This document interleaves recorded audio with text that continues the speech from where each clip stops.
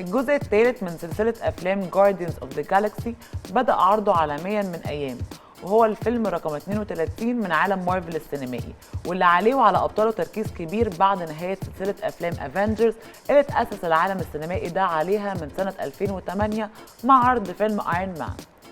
الفيلم من بطولة كريس برات وزوي سالدانا وأداء صوتي لفان ديزل وبرادلي كوبر، وبيشاركهم البطولة عدد كبير من نجوم هوليوود.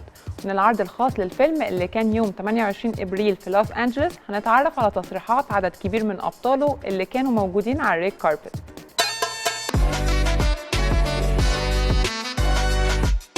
He's a great guy. As a friend, he's got a huge heart. He cares deeply about people. As a director, he's wildly intelligent, super prepared, has a very clear vision, and he's the right guy to do these films. And so it's just a culmination of all those things. I'd have his back as a friend no matter what, but as a director, certainly is, and really because he didn't, it was just injustice that was happening, and I'm really grateful that, it all shook out the way that did. Rocket to me was always my entry into the story, so when Marvel first came to me and talked to me about doing this movie, I thought, that could be stupid. It could be like Bugs Bunny in the middle of the Avengers. My way into it was saying, if there was a talking raccoon who shot a machine gun, how would he have come about? What would his story be?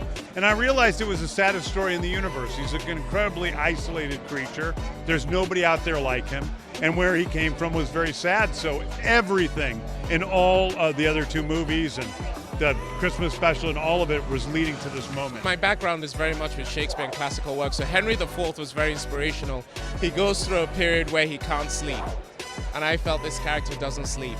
There's a little bit of King Lear, this descent into madness that I pulled from, and then the rest was really on the page. What was on the page?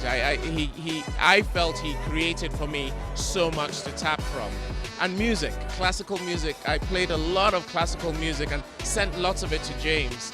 And I walked in Vancouver a lot listening to my favorite pieces. There's a real tragedy to great classical music and arias that I didn't need to explain why, but they were sitting in me as I did the role, He's one of the best directors you're going to ever work with.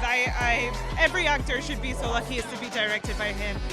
For so many reasons, he creates this really safe environment. He has a very strong point of view. He knows what he wants. So you know what you're working towards and you feel safe because he's like, no, yes, no, yes. He's not like, yeah, anything goes, wishy-washy. He knows exactly what he wants. But he's also like loose with it. He lets you improvise and he gives you like improv lines in the moment. But he writes so well as well. So he's just amazing. I think that's what James gravitates towards. I think he writes about the lovable losers that are trying to get it together, and when you see them get it together, then it's good. The world is good. You don't always want to see the popular guys rise and be great. They're already great.